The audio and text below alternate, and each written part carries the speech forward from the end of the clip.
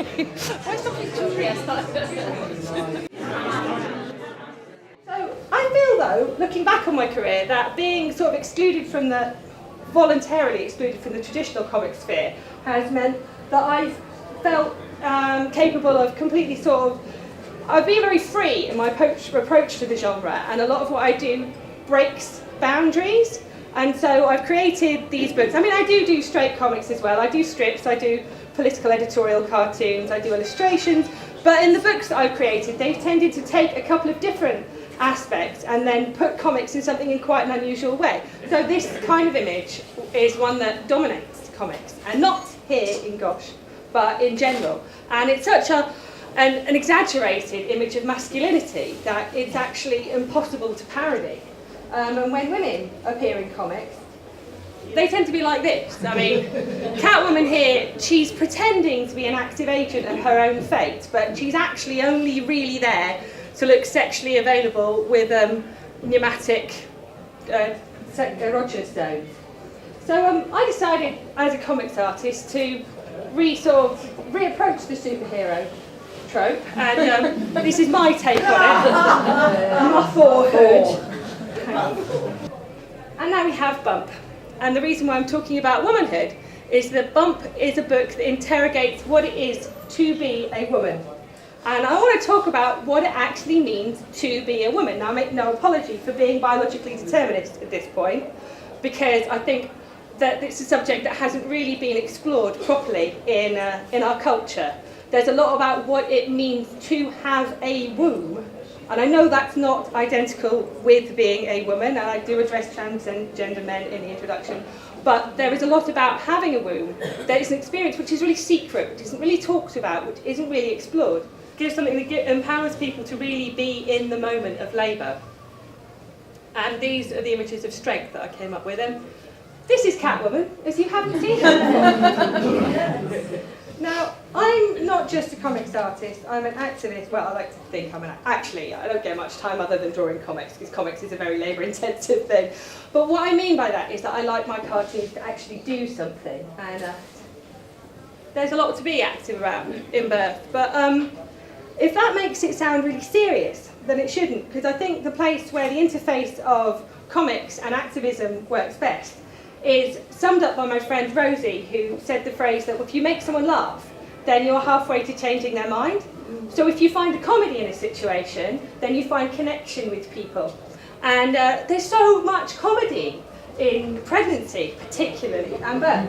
So I really relished the opportunity to draw cartoons like this one, like, oh, I love pregnant bellies. Excuse me, it's my belly. Like, that's a moment that a lot of pregnant women will identify with. This one, I had this one planned for years. This is just an equitable distribution of pillows between the expectant couple, which is about the bit at the end of pregnancy where there's no bloody way you can get comfortable at all. I think that's fair. And what I did to create Bump, particularly the bits that focus around birth, was to read the available scientific literature that there is around birth. And it is a really brilliant moment to be able to write a book about birth, which is making birth accessible for women. Because they're not going to go into the Cochrane collaboration and download their meta-analysis of scientific reports. But these meta-analyses have just been done.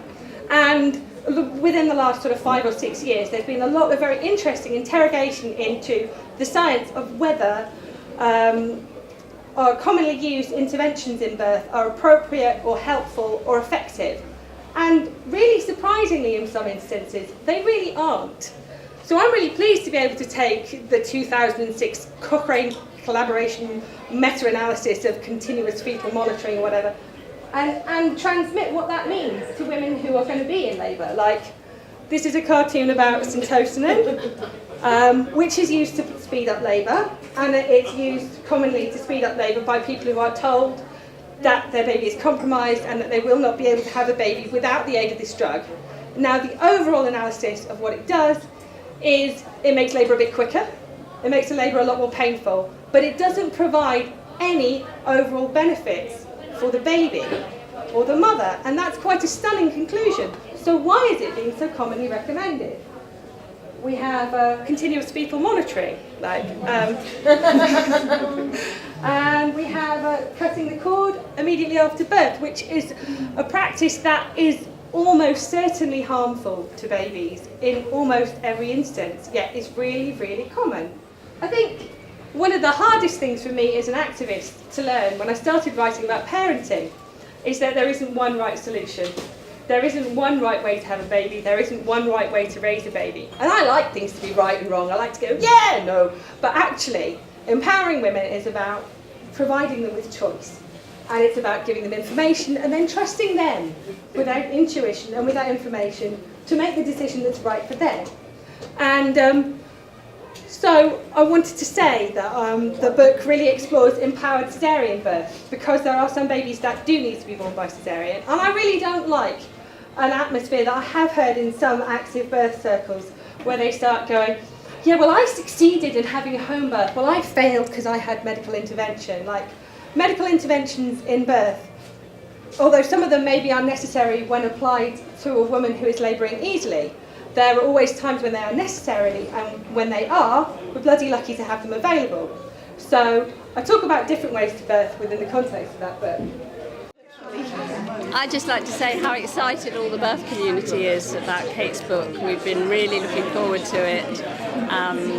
We love the food of love, we share it with our clients, and this is another one which is going to be a classic and mentions that magic word oxytocin in the right context, and I wish more midwives and obstetricians would read it, and I wish her lots of success. From Dooley UK! So I'm Julie, I work for Neighbourhood Midwives, I'm a midwife. I'm really excited about the book because I just think it brings this incredibly important subject to life in this joyous, fun, imaginative and really engaging way.